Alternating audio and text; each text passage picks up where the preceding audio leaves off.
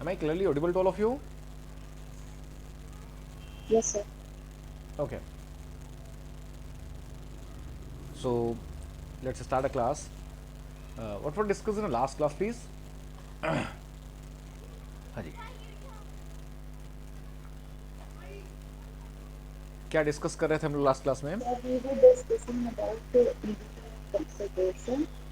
Sonali please, Today आपकी we have voice noise आ रही है आपकी वॉइस में, please anyone else please. Sir we started consideration topic को स्टार्ट किया था सर हमने. Okay, so we are going to start the left part जो आपका बचा हुआ एक है. कंसिडरेशन में हमने बात की थी. What is a consideration please? क्या कंसिडरेशन है? क्या डिस्कस किया था हमने कल? What is a consideration under Indian contract act? हाँ जी. Consideration is the essential part of the contract and it is defined under section 2 clause D, and so consideration can be past, present or future. Okay, कल हमने जो बात की थी आपको बताया था मैंने कि किसी भी आंसर को जब आप लिखेंगे मेंस में तो ऐसे ही लिखेंगे आंसर. क्या क्यों? Sir, हाँ जी. sir, the recompense given by the party contracting to other. Contract क्या है? section 2D. हाँ जी. स्टार्ट करते समय आपको देखना है क्या है कि सेक्शन 25 आपको सबसे पहली चीज मैंने आपको बताई थी क्या है कि where it is written consideration is essential part of contract. ये कहाँ लिखा हुआ है ये?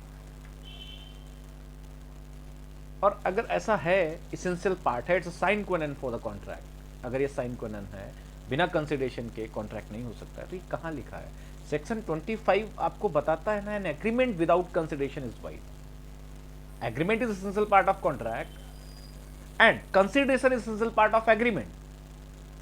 An agreement without consideration is wide. It is given under section 25. So what is the consideration? Consideration is, it is a recompense given by one party to the other.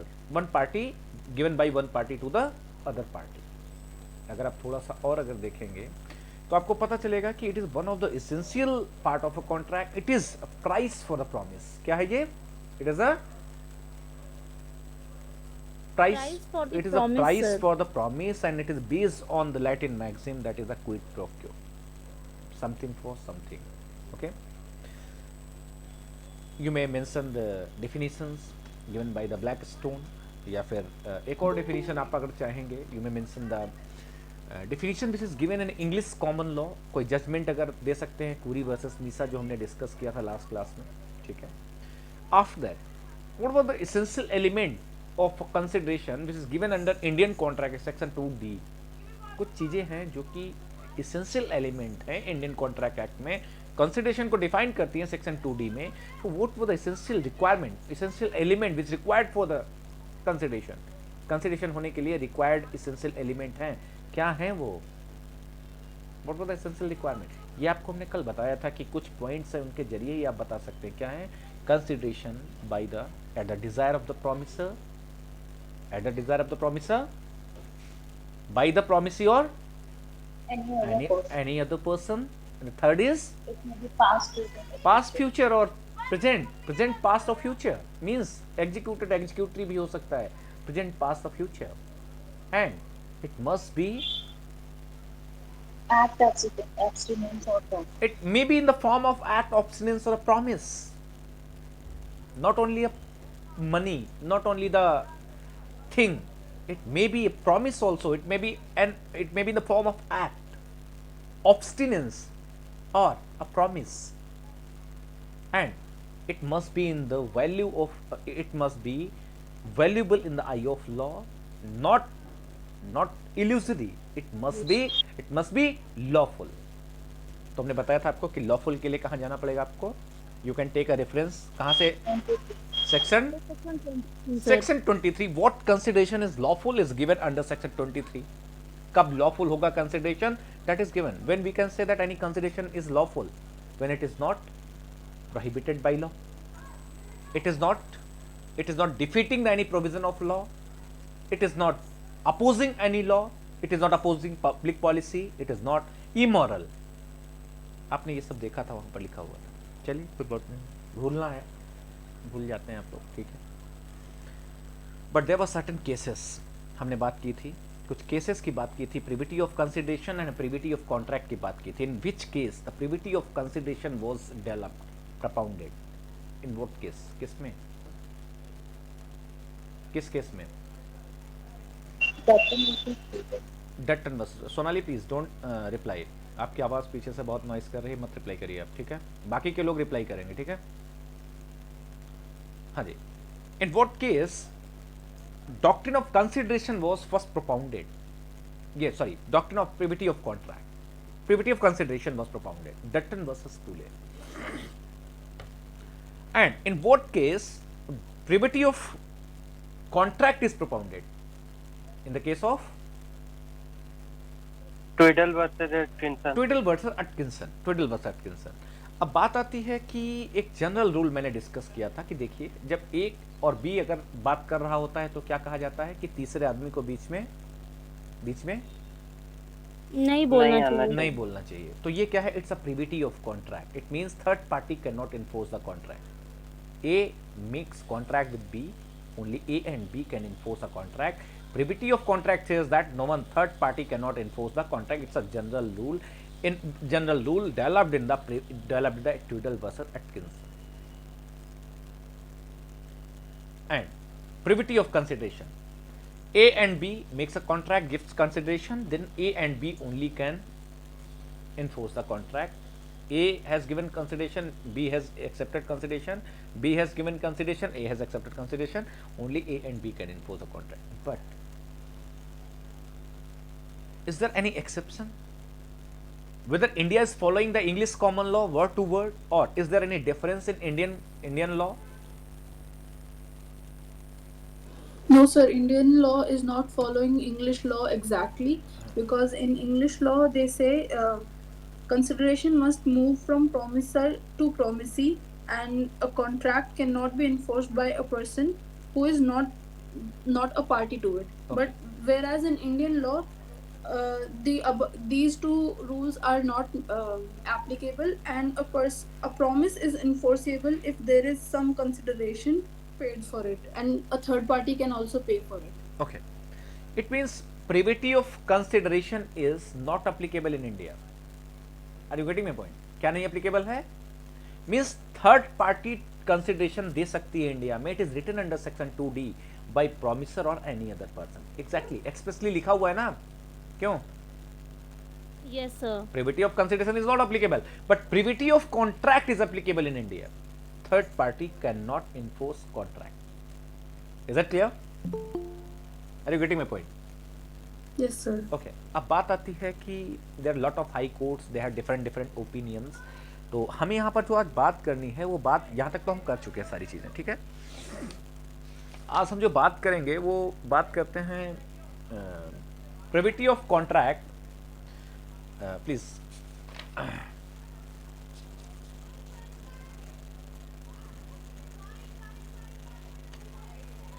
हाँ,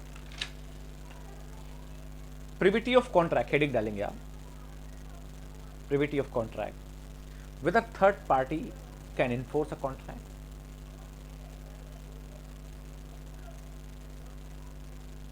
हाँ जी, heading डाल लेंगे, privity of contract with a third party can enforce contract, question mark.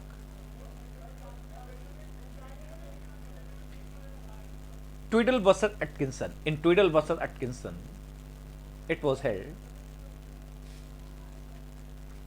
in Tweedle versus Atkinson, it was held that one party, that only party to contract can enforce a contract. Only party to contract can sue each other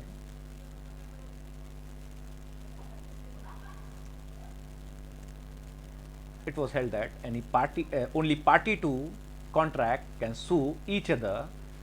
This is as much as applied in India and England both. This is as much applied in India as well as in England. But there is no rule. There is no rule in Indian Contract Act 1872.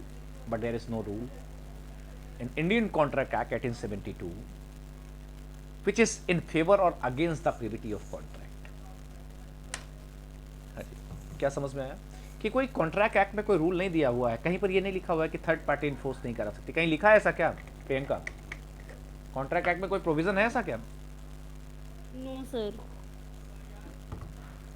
It means कि no rule in Indian Contract Act 1872 which is in favor or in against the privity of contract. Privy Council extended the rule to India. Privy Council ने rule को India में extend किया in the case of Jamuna Prasad versus Jamuna Das versus Privy Council extended the rule to India. कौन से rule को? This privity of contract को extend किया. Privy council extended rule to India in Jamuna Das versus Pandit Ramavatar Pandey. Pandit Ramavatar Pandey.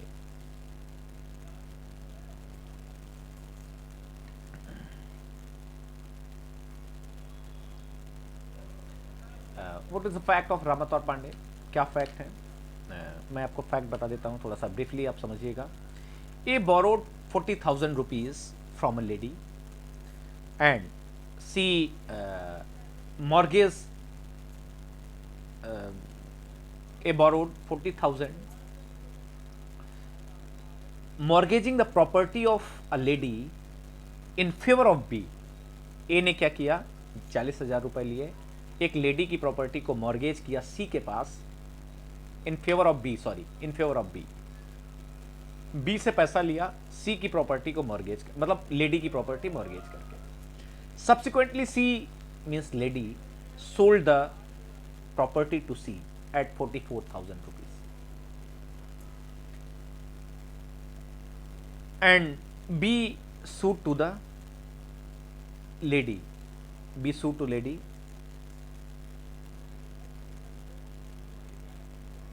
But he could not recover the money on the basis of the privity of contract. क्या पता चला? Varnika,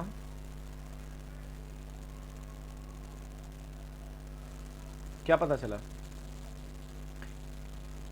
Contract was between A and B because A mortgaged the property of lady to B. There was not any contract between the lady and the B. And B wants to recover 40,000 from B. B wants to recover 40,000 from that lady, but that lady has sold that property to any other person C. So privity of contract says कि there is no third party. Third party cannot enforce a contract. Means B cannot enforce a contract because there is no contract between the lady and the person who has lent the money to B, जिसने पैसा दिया था. समझ में आया? Yes, sir.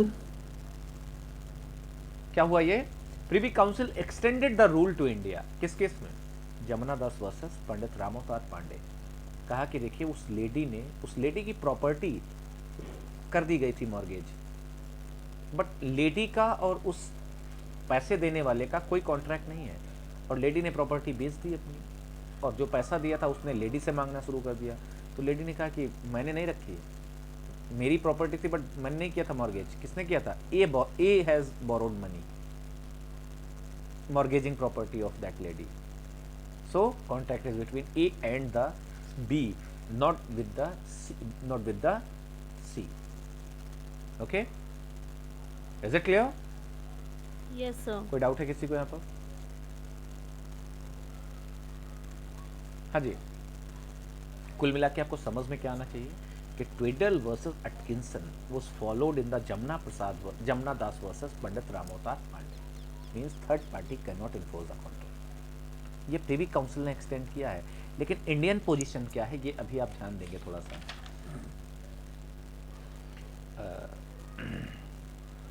Supreme court on the points of consideration, please note down. Supreme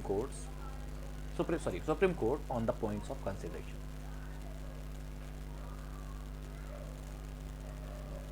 Supreme Court of India has expressed itself in favor of the rule in Tweedle versus Atkinson.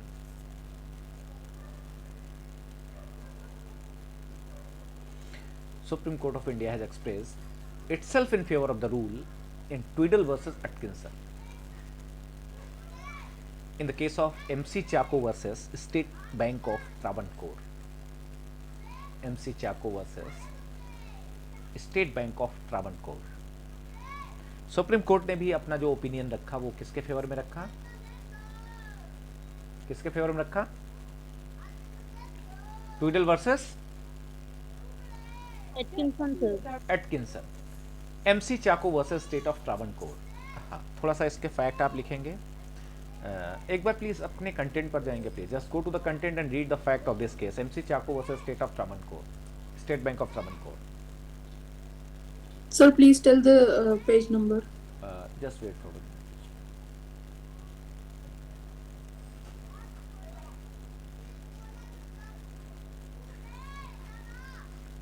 Page number 86.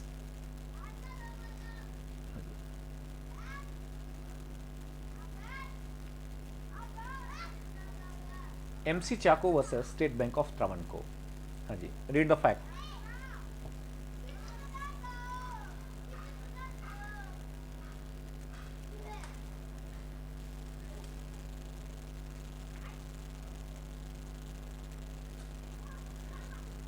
Is it available to all of you? आप लोगों को मिला? हाँ जी. Yes, sir, I'm reading it. हाँ जी. Facts of the case.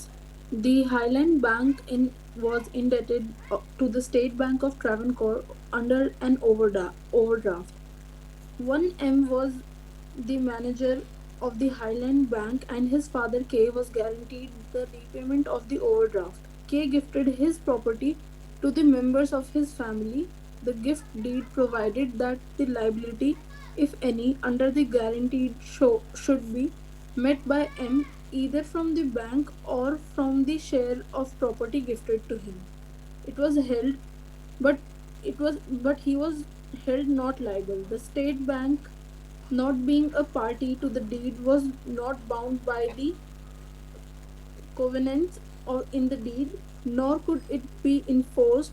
Nor could it enforce the movements. It is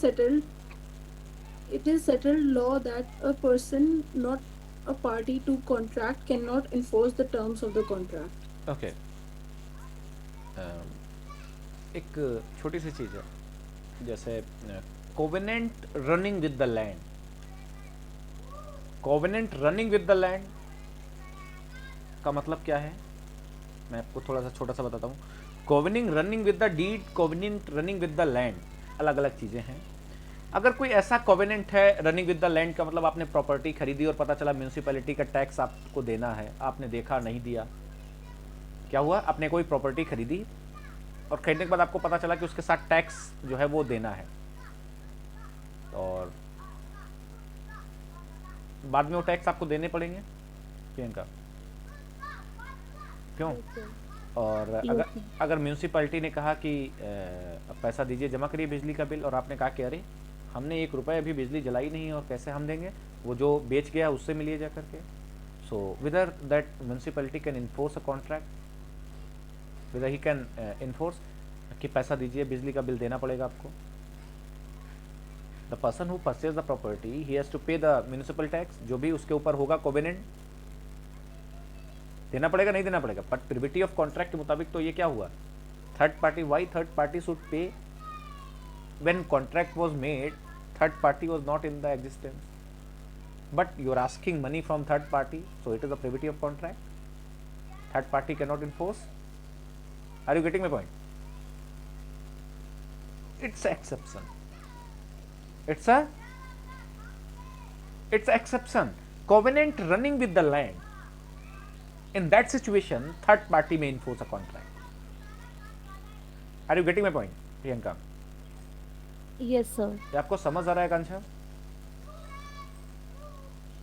कि covenant running with the land, when covenant का मतलब होता है कोई भी एक एग्रीमेंट, कोई ऐसा चार्ज लगा हुआ है प्रॉपर्टी पे जो चार्ज पहले से है, उस प्रॉपर्टी को अगर आपने खरीदा है तो वो चार्ज आपको देना पड़ेगा, या तो आप उससे लेकर के पहले एग्रीमेंट कर लीजिए या फिर आपको देना पड़ेगा। Covenant running with the land you should have to pay, you can not say that it's a privity of contract, third party can not enforce, you can not say. यहाँ पर क्या है कि the Highland Bank was indebted to State Bank of Travancore and an overdraft. One M was the manager of the Highland Bank and his father K was guaranteed the repayment of the overdraft. यहाँ पर जो deed हुई है वहां पर State Bank of India was made a party, but State Bank of India was not entitled to give any type of payment to that person and it is not a covenant with the deed. Covenant with the deed can not be enforceable. Is it clear? क्या नहीं है कि कोई covenant deed के साथ, जैसे एक example में लेता हूं, A and B means mother and a father makes an agreement and says that both were take 2000 rupees from the child which will take place, which will take birth after 3 years या after some years. माता पिता आपस में एक agreement कर लें, contract कर लें कि बच्चा जो पैदा होगा ना उससे हम लोग 5000 रुपये महीने लेंगे.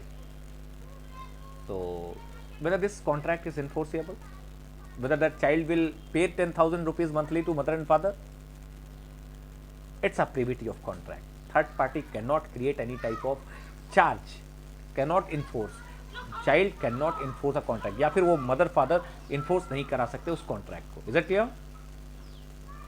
मेरी बात समझ में आ रही है आपको? हाँ जी, जी सर. समझ में आ रही है? Yes, sir. लेकिन अगर Yes, उल्टा sir. होता, अगर उल्टा होता, उल्टा कैसे?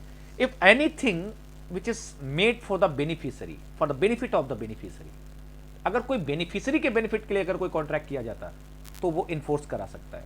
अभी हम आगे एक्सेप्शन की बात कर लेंगे, कौन कौन से एक्सेप्शन है जो प्रिविटी ऑफ कॉन्ट्रैक्ट के एक्सेप्शन. Is it clear? तो ये आपको समझ में आया. MC Chacko versus State Bank of India. Supreme Court followed the Tweddle versus Atkinson and Supreme Court has expressed his view itself in the favor of the rule of Twiddle versus Atkinson, means third party cannot enforce a contract. Is that clear?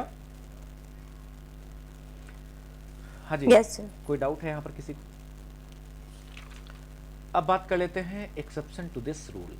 इस rule का क्या exception है? Just note down please. What are the exception to the rule of privity of contract? Exception to the privity of contract.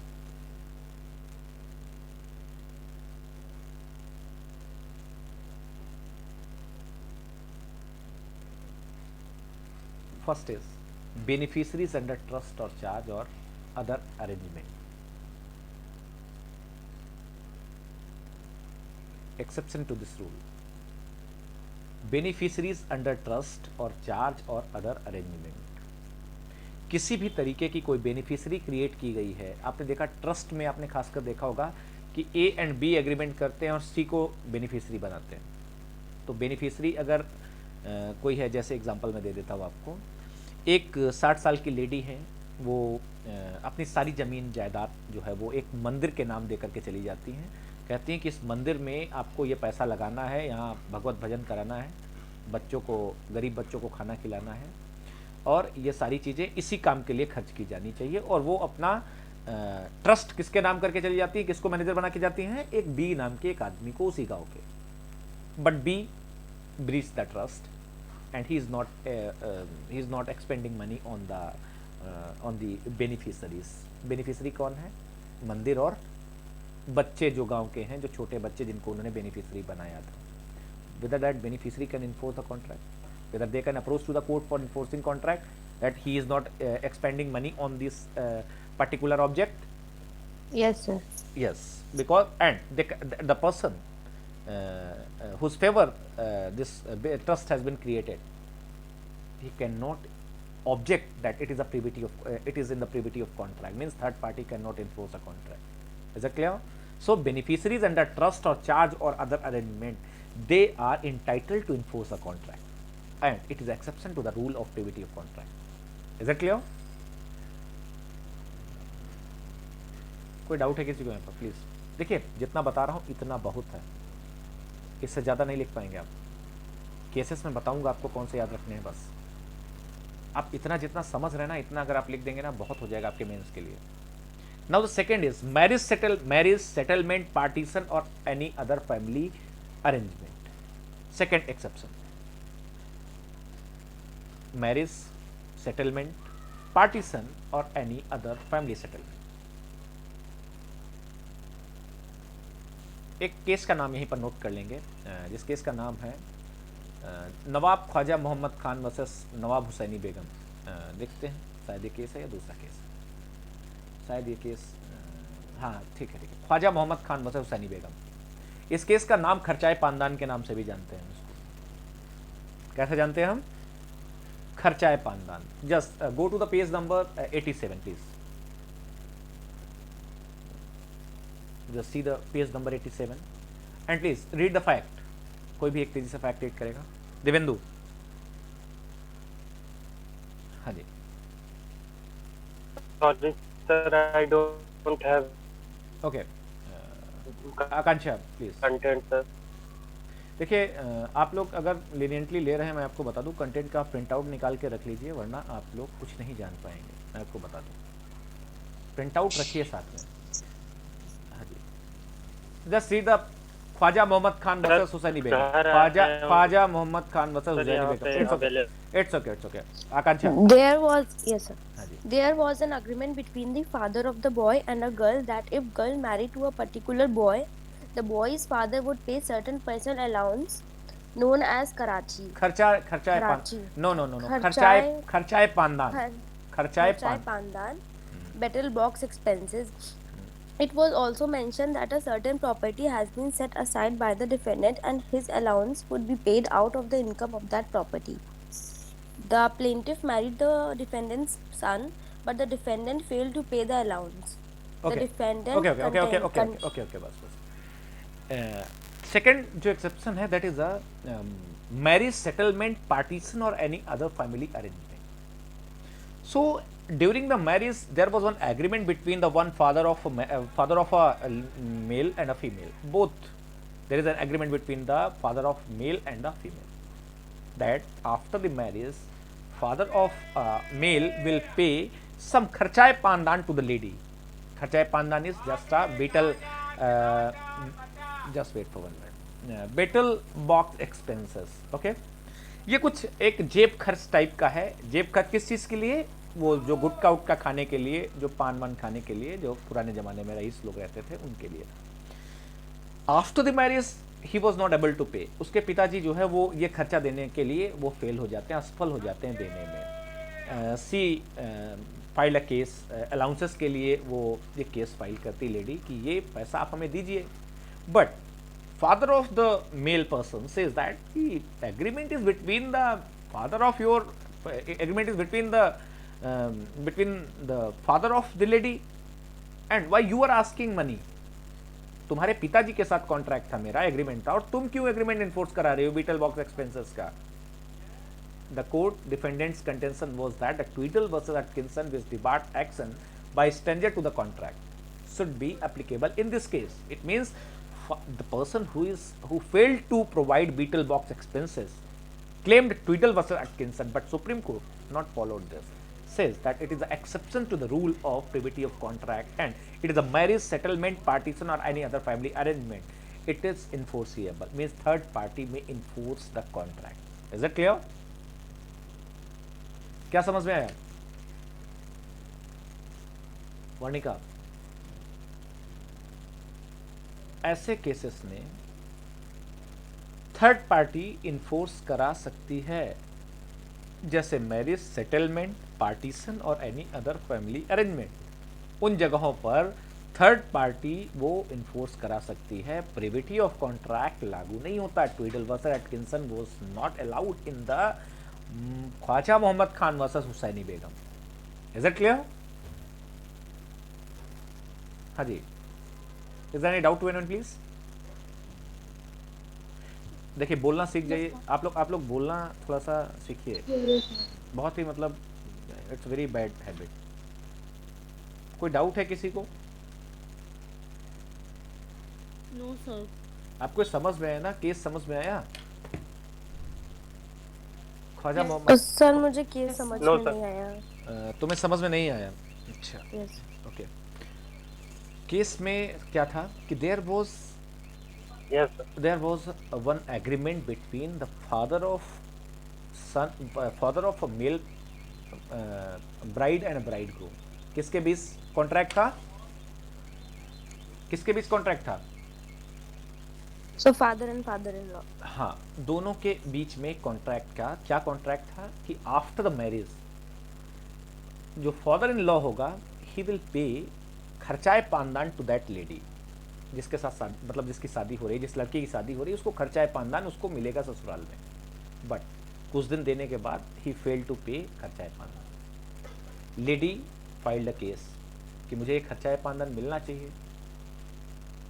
Father in law ने क्या कहा, देखिए हमारा contract पिताजी से है, you can not enforce this contract. समझ में आया आकांक्षा? यस सर, आ गया अब समझ। What Tweedle versus Atkinson, third party cannot enforce a contract. Yes, sir. Father-in-law says that Tweedle versus Atkinson is applicable, but court says no, it's an exception to the rule of privity of contract. Tweedle versus Atkinson is not available.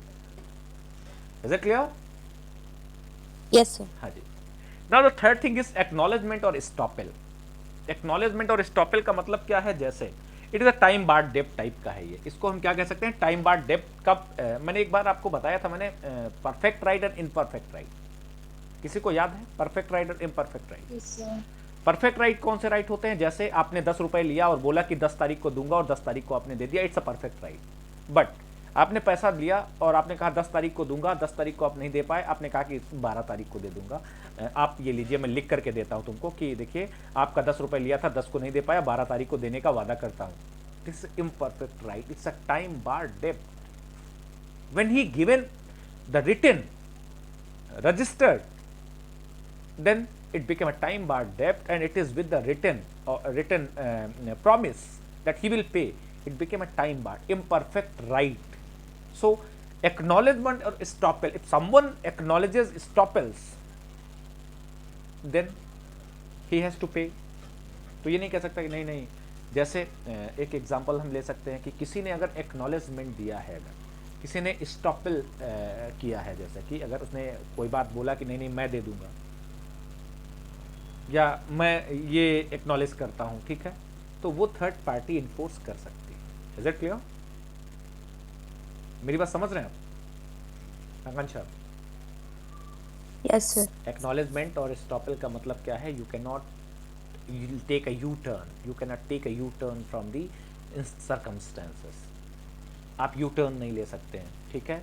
आपने कहा कि हम दे देंगे, उसके बाद आपने कहा नहीं नहीं अब तो नहीं देंगे हम, ठीक है, क्योंकि तो टाइम बार्ड हो गया है। क्यों? Is it clear? Yes sir. जब आपने लेके, इसका भी एक्सेप्शन आपको अभी बताएंगे चल के, 25 में लेकर के चलेंगे। ये जो आपको एक्सेप्शन बता रहे हैं सारे वहां पर मिलेंगे आपको, ठीक है। Now the last is that is a covenant running with the land. अगर कोई covenant running with the land है तो थर्ड पार्टी उसको इन्फोर्स करा सकती है। जैसे मैंने आपको बताया म्यूनिसिपल टैक्स वाली बात मैंने बताई, म्यूनिसिपैलिटी में enforce if any taxes are left and A has sold out his property to B, municipality may enforce a contract which was between A and municipality. He may enforce that contract with B, sorry with B. जिसने खरीदी property उससे कहेगा कि आप tax जमा करिए। He cannot take advantage of privity of contract. Is it clear? Yes sir. कोई doubt किसी को यहाँ पर प्लीज है?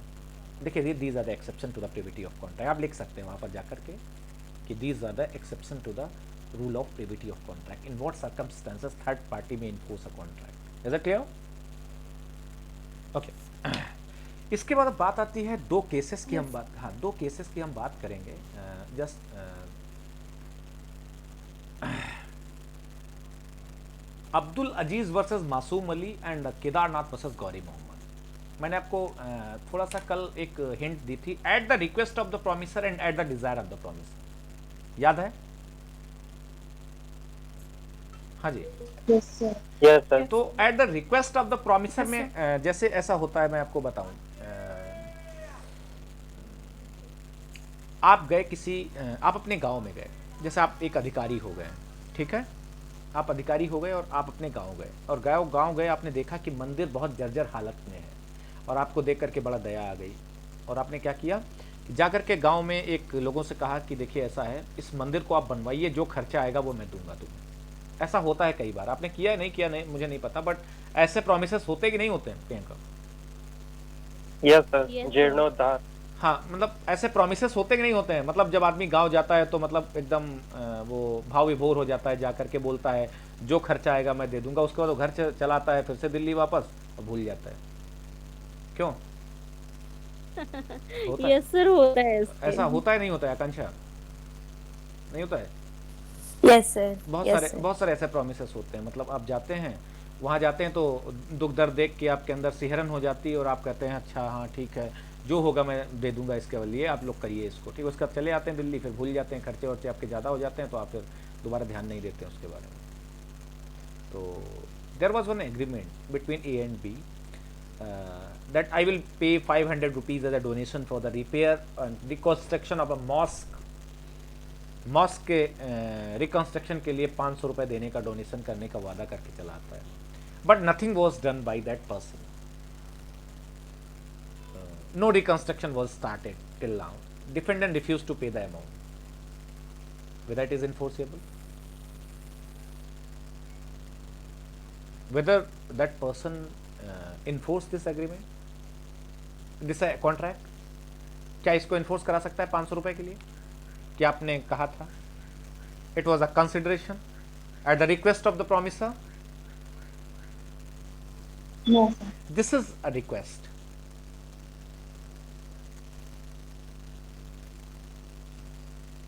तो क्या है, ये रिक्वेस्ट थी ना, मैंने रिक्वेस्ट की थी ना, क्यों कि आप सही कराइए, मैं आपको दे दूंगा।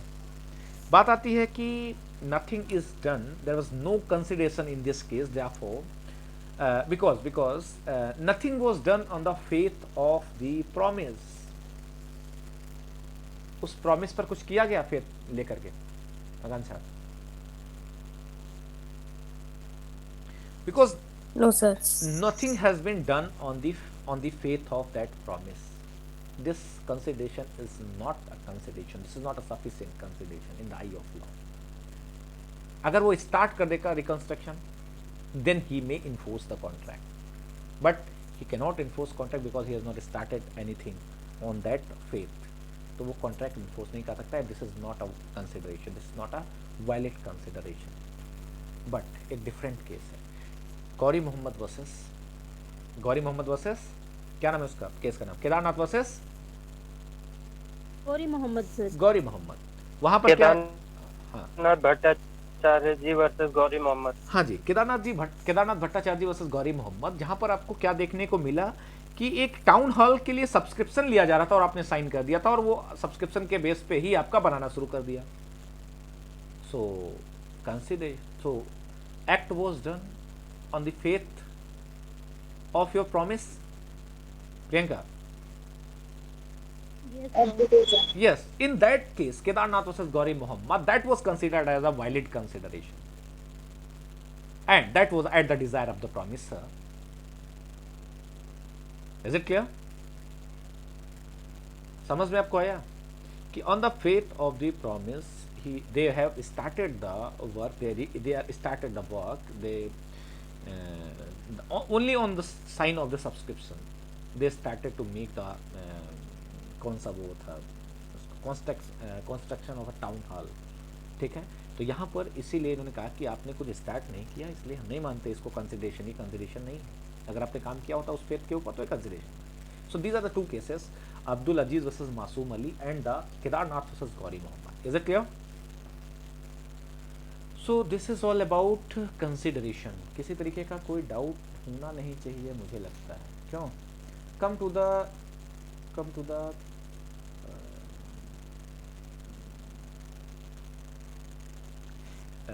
दो केसेस के नाम लिख लीजिए, Pinnel's case and the Shadwell versus Shadwell. दो केसेस के नाम लिखिए, ये प्री में पूछे जाते हैं। सैडवेल वर्सेस सैडवेल,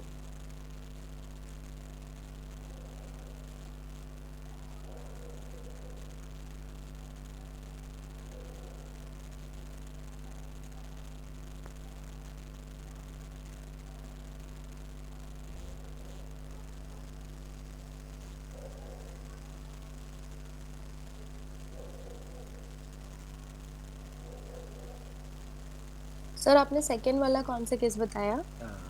पिनल्स केस, PINNELS, पिनल्स केस। ये दोनों केसेस जाकर के कंटेंट से आप देखेंगे, ठीक है? ये आप देखेंगे वहाँ पर। हाँ जी, Sir, please tell the page number. ये आपको वहाँ पर ढूंढने पे मिल जाएगा, प्लीज़। ऐसे नहीं, आप लोग जाकर के सर्च भी करिए थोड़ा बहुत। हाँ, एक छोटी सी बात मैं सर आपको, 94 हाँ, मैं एक इम्पॉर्टेंट चीज़ आपको बता रहा हूँ। वो इम्पॉर्टेंट चीज़ क्या है, अगर आपसे कोई आपकी अगर कोई कंसिडरेशन मस्ट बी एडिक्वेट और मस्ट नॉट बी एडिक्वेट, कैसा होना चाहिए कंसिडरेशन? जैसे अगर आपकी कोई प्रॉपर्टी 10 रुपए की, सॉरी 100 रुपए की, अगर आप उसको 1 रुपए की बेचना चाहते तो better you can sell that property eight 1 rupees. Consideration must be adequate और इनएडिक्वेट। Adequate. Sir, it is immaterial if it Adequate. is adequate or inadequate. It should be lawful and of some value in the eyes of law. Correct correct correct correct Manika, जरूरत नहीं है Divyendu, adequate होने की जरूरत नहीं है कि एडिक्वेट होना चाहिए। एडिक्वेट का मतलब क्या हुआ? 100 रुपये प्रॉपर्टी तो 99 रुपए की तो कम से कम बेचो उसको, 1 रुपए का घाटा उठा लीजिए। तो it must have value in the eye of law. लेकिन हाँ, inadequacy may be challenge, Divendu, inadequacy may be challenged Yes, sir. when free consent is not given. It may be ground. क्या हो सकता है? इसको चैलेंज करने का ground हो सकता है कि क्या है, consideration is inadequate because free, there is no free consent. दबाव में लेकर के हमने ये 2 रुपए का बेचा है 100 रुपए की चीज। Is it clear? अगर आप कहते हैं कि इनएडिक्वेट Yes, sir. कंसिडरेशन है तो कंसिडरेशन इनएडिक्वेट है कैसे? फ्री कंसेंट नहीं थी, on the basis of the your consent was vitiated.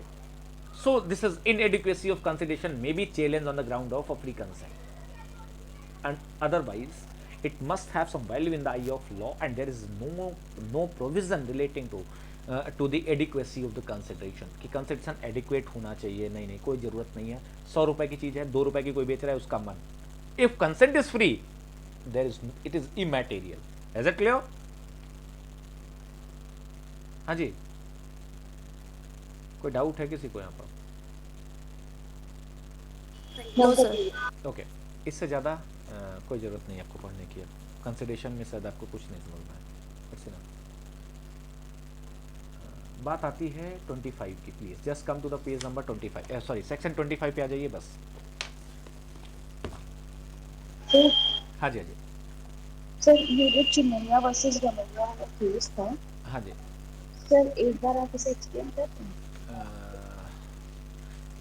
इसे आप कंटेंट से प्लीज़ एक बार रीड करिएगा। बहुत सिंपल केस है, फैक्ट दिए गए हैं, वो मुझे एक्सप्लेन करने की ज़रूरत नहीं है, ठीक है? वो फैक्ट दिए गए हैं, प्लीज़ आप लोग उसको फैक्ट देखिएगा प्लीज़, ठीक है? उसमें एक्सप्लेन करने के लिए है कुछ नहीं, आपको रीड करना है वो, ठीक है? हाँ, come to the section 25। Section 25 पे प्लीज़ आ जाइए एक बार। जी,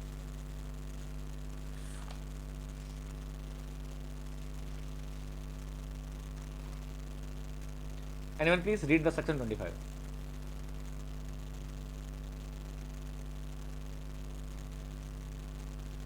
Yes, sir. Mitali, am I audible? पढ़ लिया करिए कभी कभार। आप लोग जो बाकी के लोग हैं क्लास में, वो कोशिश किया करिए कि रीड कर लिया करिए, पता है? Yes, sir. Just read the section 25 please. हाँ जी, Yes, sir.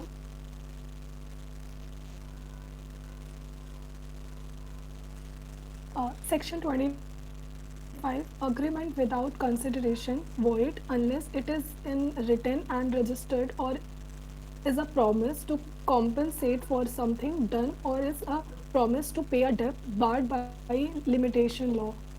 An agreement made without consideration is void unless, subsection 1, it is expressed in writing and registered under the law for the time being in force for the registration of documents, and is made on account of natural love and affection between parties standing in a near relation to each other, or unless, subsection 2, it is a promise to compensate wholly or in a part a person who has already voluntarily done something for a promisor, or something which a promisor was legally compellable to do, or unless subsection 3 it is a promise made in writing and signed by a person to be charged therewith, or by his agent journally or especially authorized in that behalf to pay wholly or in part a debt of which the creditor might have enforced payment, but for the law or for the limitation of suits. Okay. In any of these cases, such an agreement is a contract.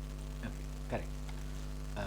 मैं बात करता हूँ कि नूडम पैक्टम, एक word है नूडम पैक्टम। नूडम पैक्टम का मतलब क्या है कि without a consideration, contract without consideration. Okay, so these exceptions are the nudum pactum. Is it clear Priyanka? What promises are Yes, sir. what agreements are nudum pactum? कौन कौन से? 1 2 3 ये एक्सेप्शन क्या है? ये कि बेयर प्रॉमिस और contract, no consideration is there. Are you getting my point? The general rule is agreement without consideration is void, but exception क्या कहा इन्होंने? Unless agreement without consideration is void, unless it is in writing and registered, or is promised to compensate for something, or is promised to pay debt by limitation law. Exception देखेंगे आप, agreement without consideration is wide, पहला general rule. सारे agreements बिना consideration के हैं, सारे wide होंगे। Unless it is expressed in writing and registered under the law for the time being in force for registration of documents, and is made on account of natural love and affection between parties standing in near relation to each other, or किसी भी व्यक्ति को promise किया गया है अगर कोई, वो अपने नियर एंड डियर वन को in relation, near and dear, promise कैसा है?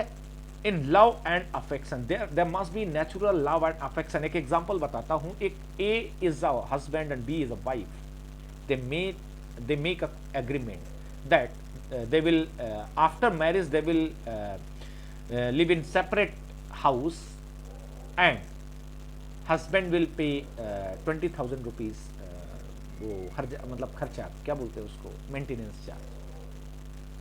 ए एंड बी ने शादी की, और शादी करने के बाद उन लोगों ने एग्रीमेंट किया कि दोनों लोग अलग अलग रहेंगे, और हस्बैंड 20,000 रुपये महीना वाइफ को देगा, हस्बैड अपने घर रहेगा अपना, और वाइफ अपने घर रहेगी। तो this is made, this is in a written form, registered and natural love and affection में, प्रेम में जो है उसने इसको ये एग्रीमेंट कर दिया। Whether this agreement is enforceable और नॉट, whether wife can enforce this agreement?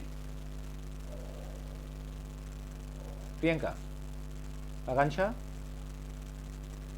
whether wife can enforce 20,000 rupees contract की हमें 20,000 मिलना चाहिए महीने में? एग्रीमेंट Yes, तो sir. रजिस्टर्ड है, रिटर्न है, नेचुरल लव एंड अफेक्शन में, नियर एंड रिलेशन में भी है, क्यों? Yes, sir. हाँ जी, यस तो बड़ा अच्छा है तुम लोगों का। नो कोई बोल सकता तो बोल दे। ऐसा कौन सा प्रेम होता है वैसे पति पत्नी का? मतलब एक दूसरे घर में रहे, एक दूसरे घर में रहे। Where is natural love and affection? Is it for love and affection?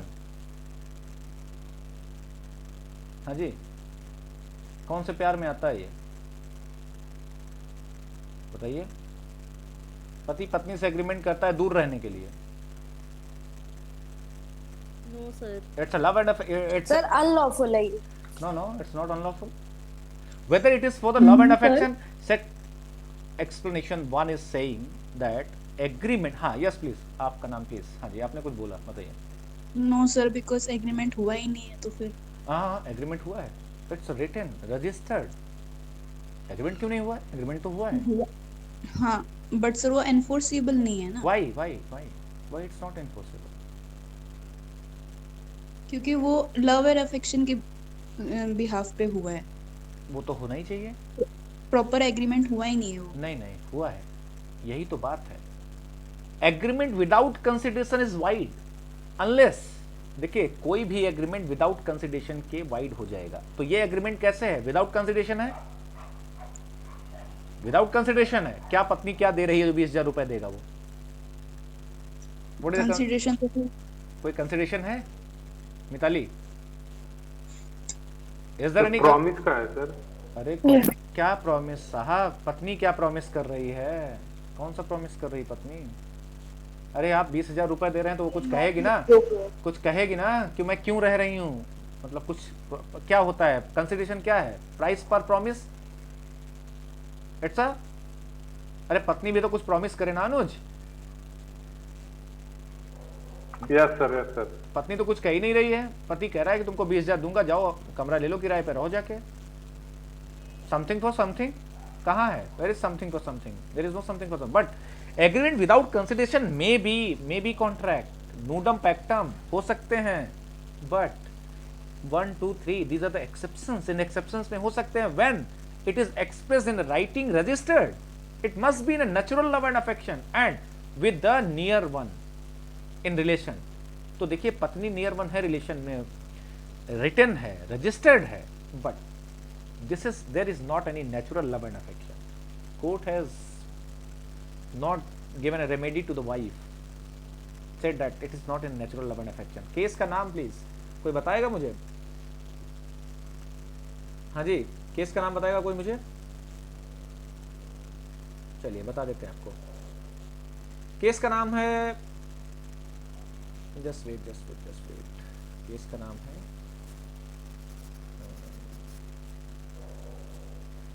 हाँ, राज लकी ढाबा वर्सेस भूतनाथ मुखर्जी। बहुत इंपॉर्टेंट केस लॉ है, please note down please. Case law on the natural love and affection, please देखिए ऐसे ही लिख लीजिए प्लीज, ब्रीफ में note कर लेंगे। Section exception to section 25 where no consideration is required, कि agreement without consideration enforceable, agreement without consideration enforceable when agreement in natural love and affection for past voluntary service, third time barred debt। इन 3 चीजों के लिए अगर agreement किया गया है तो वो इन्फोर्सेबल हो सकता है, but in situation, in circumstance Raj Lucky Dhaba versus Bhutnath Mukherjee, this is not for the natural love and affection. Is it clear? समझ में आया आपको, नहीं आया प्लीज? क्या नाम है आपका, क्या नाम है आपका, प्लीज एक बार नाम बताइए अपना। सर नवरत्ना। नवरत्ना, करेक्ट। आप अपने नाम को चेंज कर लीजिएगा प्लीज, जो आपका शो कर रहा है। श्योर ओके, हाँ जी। तो आपको समझ में आया या नहीं आया?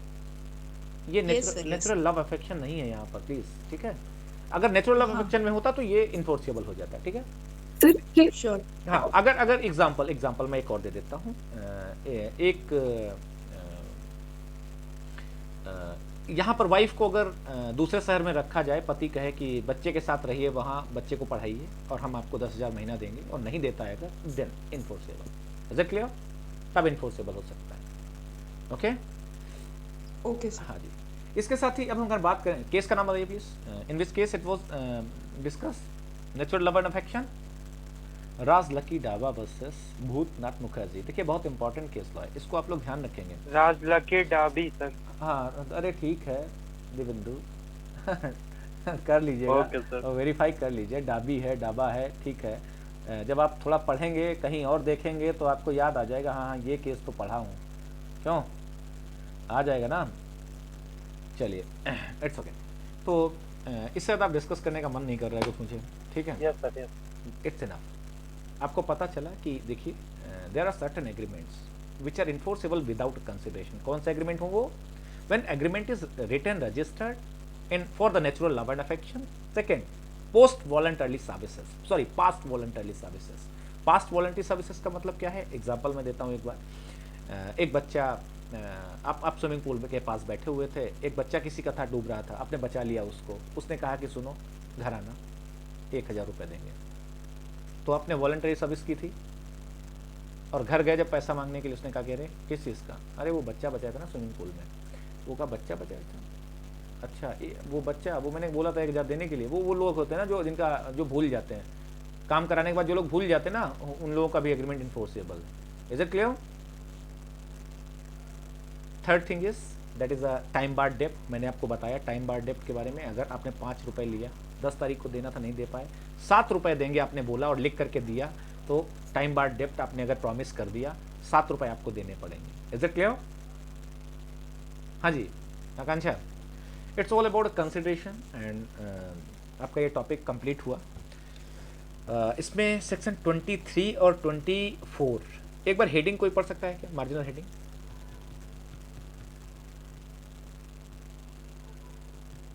Section 23 and 24। Section 23, what considerations and please please please objects are please रुक जाए, lawful? आप बाकी लोग नहीं पढ़ सकते हैं क्या इसमें से कोई? मतलब क्या है, मतलब आप लोग क्या चाहते हैं? मतलब सच में बता रहा हूँ, मैं बहुत इरिटेट हो गया हूँ तुम लोगों से।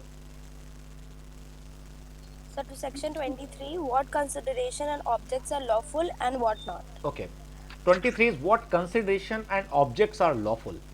तो ये आपको एक ब्रीफ में ही तैयार रखना है, ठीक है? हो सकता है 1-2 नंबर का कहीं पर पूछ दिया जाए, प्री में भी पूछा जा सकता है। इलस्ट्रेशन सारे आपको पढ़ने हैं इसके, ठीक है? क्या करने हैं मिताली? इलस्ट्रेशन प्री में आएंगे, याद रखिएगा। What consideration and objects are lawful. Illustration. Yes, sir. हाँ जी। Yes, sir. And 24 partly legal, partly हाँ unlawful, partly lawful, partly unlawful. Please एक बार रीड करिएगा। Agreements void if consideration and objects unlawful in parts. Okay, अगर If any part of a single consideration for one or more objects or any one or any part of any one of several considerations for single objects is unlawful, the agreement is void. Okay okay, just wait for one. यहाँ पर ध्यान रखिएगा कि अगर कोई ऐसा agreement है जो सेपरेबल है, लीगल सेपरेबल अगर है तो वो इन्फोर्सेबल है, और अगर ऐसा है कोई कि एक इनएक्सट्रिकेबली मिक्स्ड है कि इसको अलग नहीं कर सकते हैं एग्रीमेंट को, तो वो पूरा एग्रीमेंट क्या होगा? अगर लीगल इलीगल ऐसे मिला हुआ है कि निकाल नहीं सकते आप उसको, whole agreement will be void. और अगर आप लीगल अलग कर सकते हैं तो legal is enforceable, valid, and illegal is void. Is it clear? हाँ जी, जैसे एग्जांपल देता हूँ, A hired a lady for maid work, maid for as a maid for cooking, and 500 rupees for cooking, 500 for adultery. So cooking 500 is legal, that is a valid, and adultery that is a unlawful and it is a void. Okay, so partly contract is void, partly valid. Is it clear? Yes, sir. हाँ जी, so Yes, sir. it's all about a consideration and we will discuss Sir? हाँ जी हाँ जी हाँ जी, So can I ask a question? हाँ हाँ बिल्कुल बिल्कुल, जल्दी से। Sir, in illustration A of section 25, it is A promises for no consideration to give B rupees 1,000. हाँ This थोड़ी is थोड़ी a थोड़ी, what- okay okay okay okay, leave it। Sir.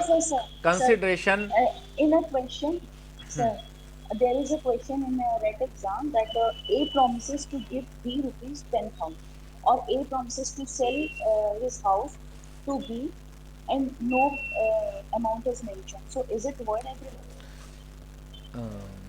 Agreement नहीं, मेरी बात समझ में नहीं, हिंदी में बताओ क्या है, नहीं समझ में है तुम्हारा क्वेश्चन मुझे।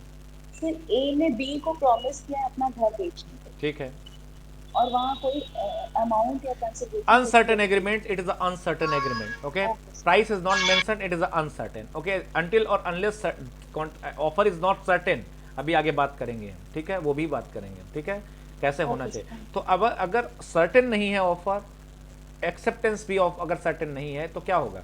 आपने देखा था acceptance should be absolute and unqualified, तो offer must also be certain, offer certain होना चाहिए ना।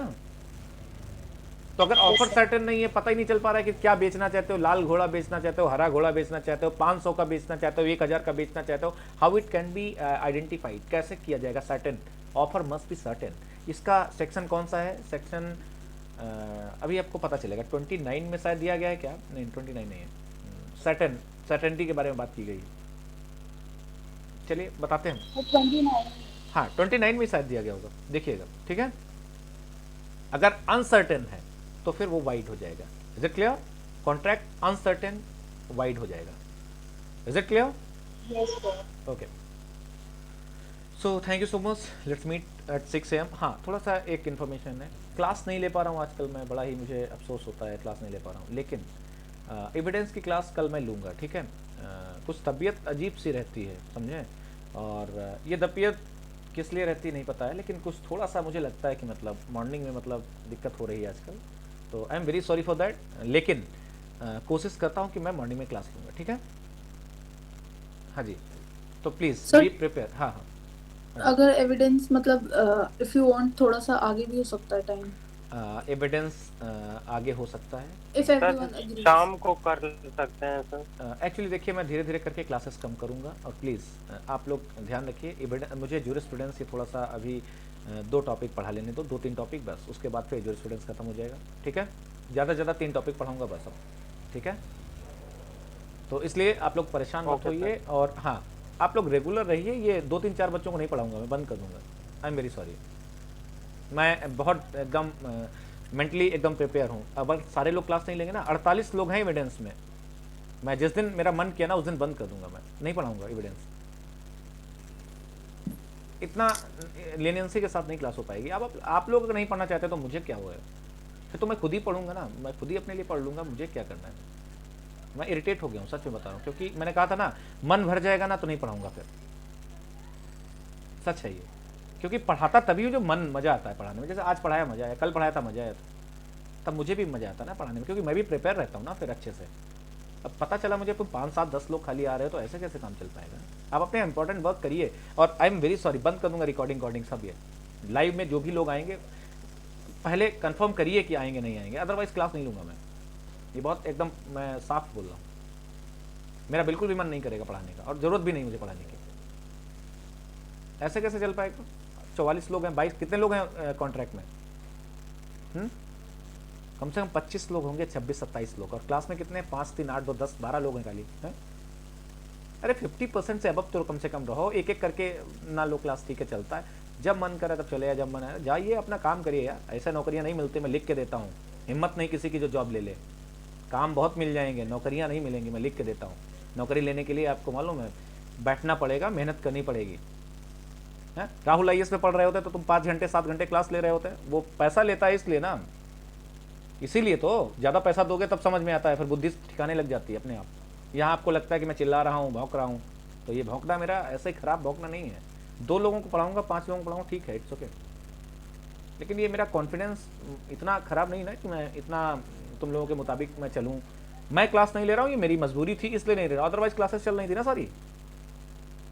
अभी तक क्लासेस आपकी चल रही थी ना, अभी तक क्लासेस आपकी चल ही रही थी ना. एक भी क्लास मुझे लगता है, मैं तो मुझे लगता है संडे भी नहीं छोड़ता हूँ. ठीक है. Yes sir. हाँ प्लीज़ इस चीज़ को थोड़ा सा इस चीज़ को आप लोग ध्यान दीजिए, अदरवाइज मैं बंद कर दूंगा. I am very sorry.